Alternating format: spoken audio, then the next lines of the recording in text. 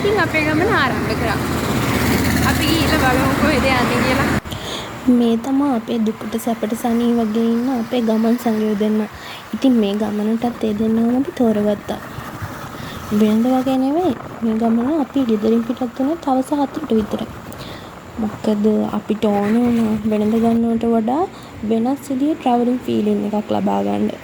ඉතින් ඔන්න අපි අපේ ටී ටයිම් එකට වගේ කියලා හිතාගෙන හවස 5:00ට විතර අප්ප ගන්න පොඩි කඩේකින් නැවතුණා.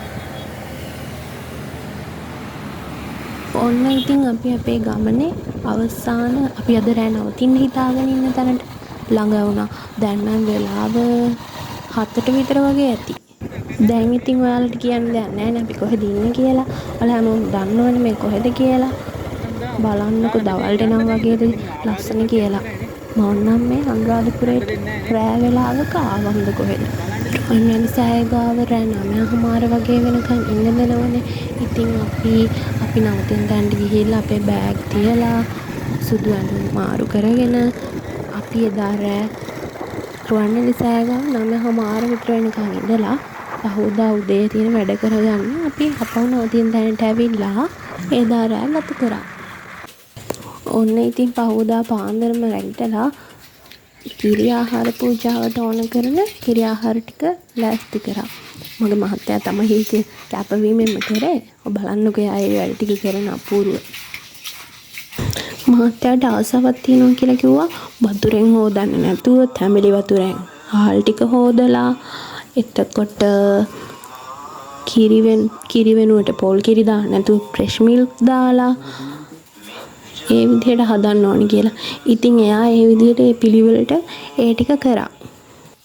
දැන් වෙලාව පාන්දර 3:45ට විතර වගේ ඇති. 6 පූජාවට යන්න අපි ඉක්මනට අපේ කිරි ආහාර පාත්‍ර ටික ලෑස්ති කරගත්තා. මට කියන්න අමතක වුණානේ. ඒකට දැම්මේ සුවඳල් හාල්. සුවඳල් හාල් වලින් කිරිබත් එක හදපුවහම මාර සුවඳක් තිබුණේ.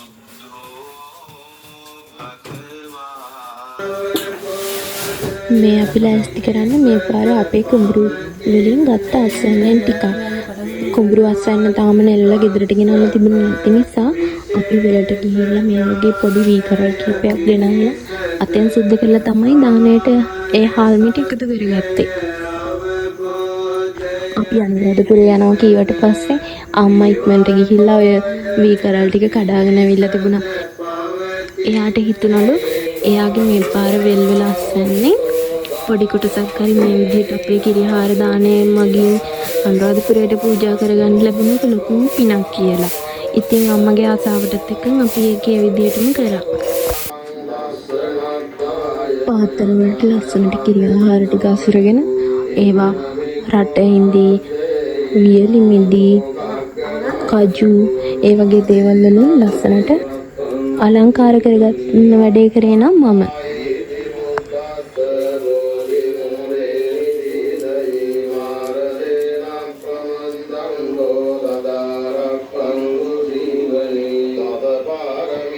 අපි පූජා කරන දානය වුණත් ලස්සනට පිළිවෙලට පූජා කරාමනේ ඒක අපේ හිතට උනත් ලොකු සැනසීමක් ගෙන දෙන්නේ.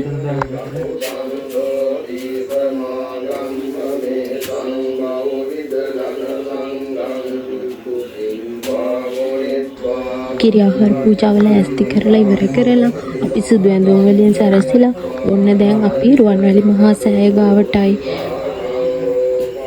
ජයශ්‍රී මහා බෝධිය ගාවටයි යන්න පිටත් වුණා. ඇත්තටම අපි යනකොට චුට්ටක් 6යි කාලේ වගේ වුණා. 6ට හරියටම 6ට එතන යන්න බැරි වුණා.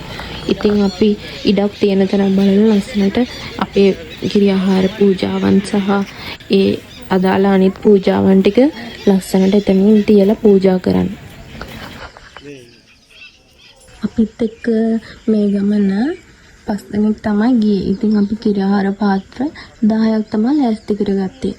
කිරි ආහාර පාත්‍ර රුවන්වැලි මහා සෑයට 5කුත් ජයශ්‍රී මහා බෝධීන් වහන්සේ ළඟට 5කුත් වගේ පූජා කරා.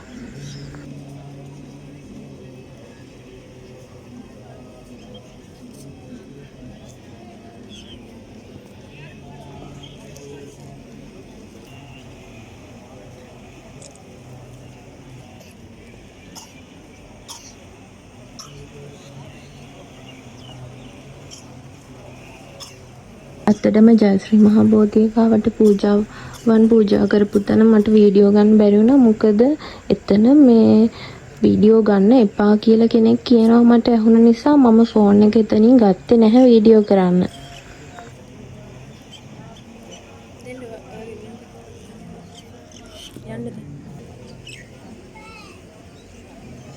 ඔන්න ඔය විදිහට තමයි අපි මේ පාර අනුරාධපුර ගමන ඉවර වුණේ.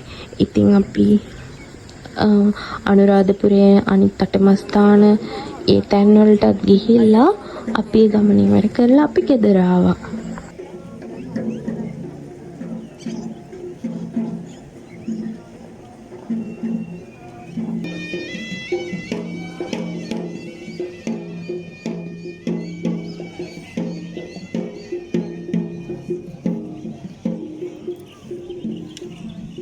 ඉතින් යාළුවනේ ඔයාලා මගේ වීඩියෝ එක බලුවට ගොඩාක් ස්තුතියි.